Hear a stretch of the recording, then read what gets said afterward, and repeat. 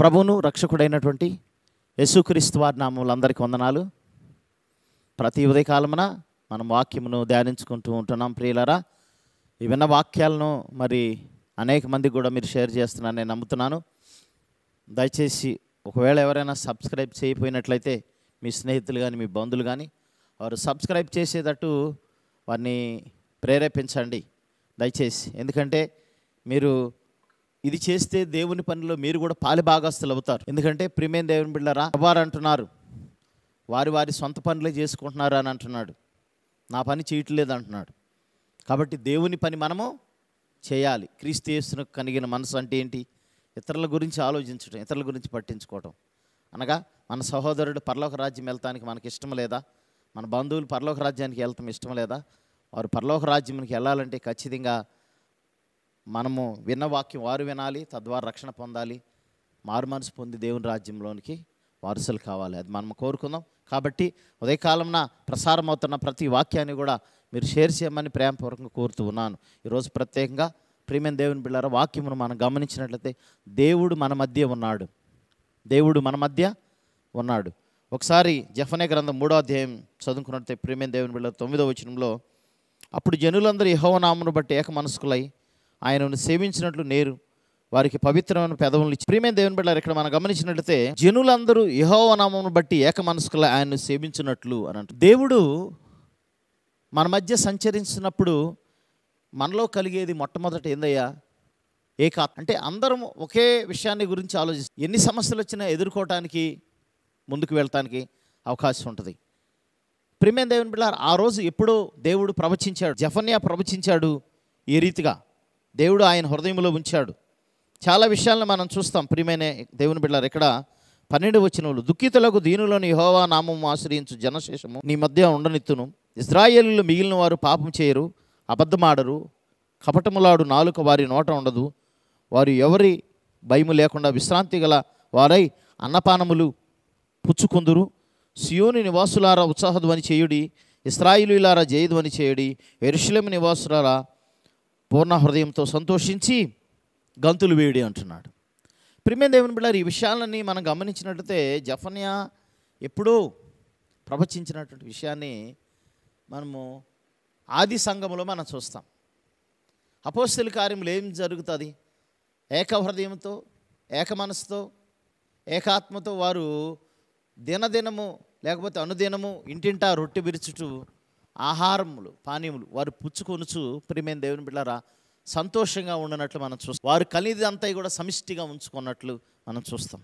అంటే దేవుని సన్నిధి ఉంటే ప్రియమైన దేవుని బిడ్డలారా అక్కడ అందరూ ఏకాత్మ కలిగి ఏక మనసుతో ఉండి సంతోషముగా ఉంటారు.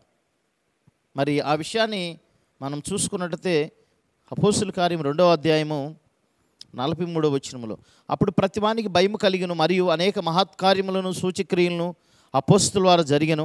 విశ్వసించిన వారందరూ ఏకముగా కూడి తమకు కలిగినదంతయు సమిష్టిగా ఉంచుకొనిరి. ఇదియు కాక వారు తమ స్థిరాస్తులను అమ్మి అందరికీ వారి వారి ఎక్కడి కొలది పంచిపెట్టిరి. మరియు వారు ఏక మనస్కులై ప్రతిదినము దేవాలయంలో తప్పక కూడుకొనుచు ఇంటింటా రొట్టె విరుచుచు దేవుని స్తుతించుచు ప్రజలందరి వలన దయ పొందిన వారై ఆనందముతోనూ నిష్కపటమైన హృదయముతోనూ ఆహారం పుచ్చుకొనుచుండిరి. మరియు ప్రభువు రక్షణ పొందుతున్న వారిని అనుదినము వారితో చేర్చుచుండెను. చూడండి ప్రియమైన దేవుని బిడ్డలారా, జెఫన్యా ఏదైతే ఆ రోజుల్లో కొన్ని వేల సంవత్సరాల క్రితం చెప్పాడో అది తర్వాత మరి జరిగినట్లు మనం చూస్తాం. కొత్త నిబంధన కాలంలో మరి అందరూ కూడా మరి ఆనందంతో నిష్కపటమైన హృదయంతో ఆహారం పుచ్చుకొని చుండిరి అంటున్నాడు.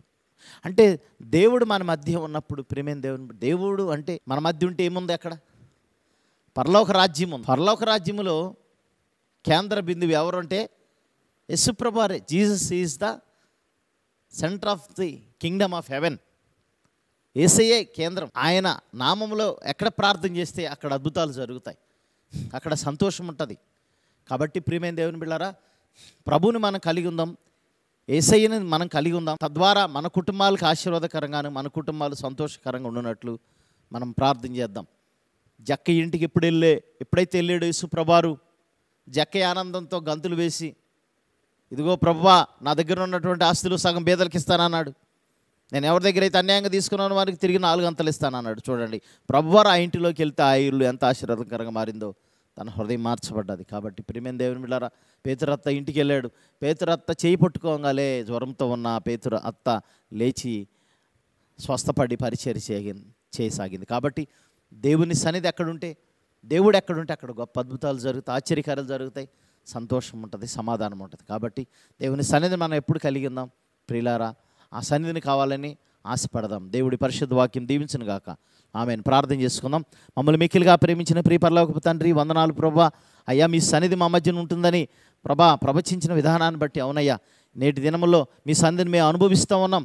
సంతోషాన్ని, సమాధానం అనుభవిస్తున్నాం ప్రభు. ఎక్కడ 2-3 కూడినామని ప్రార్థన వారి మధ్య నేను ఉంటానని వాగ్దానం చేసిన దేవుడు ప్రభా, మీ సన్నిధి మా మధ్యన ఉంటే మేము అడిగిన ప్రతి విషయాన్ని కూడా మీరు నాయన మాకు జవాబునిచ్చే దేవుడివై ఉన్నారు. వందనాలు చెల్లిస్తూ ఉన్నాం.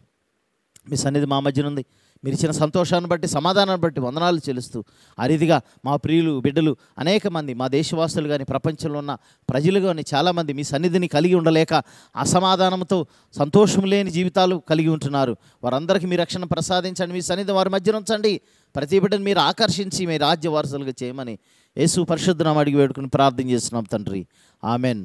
మన తండ్రి అయిన దేవుని ప్రేమయు, ప్రభువైన యేసుక్రీస్తు వారి కృపయు, పరిశుద్ధాత్మని సహవాసం ఇక్కడ చేరమనుకును సకల పరిశుద్ధులకు ఎల్లప్పుడూ తోడే నడిపించును గాక. ఆమెన్.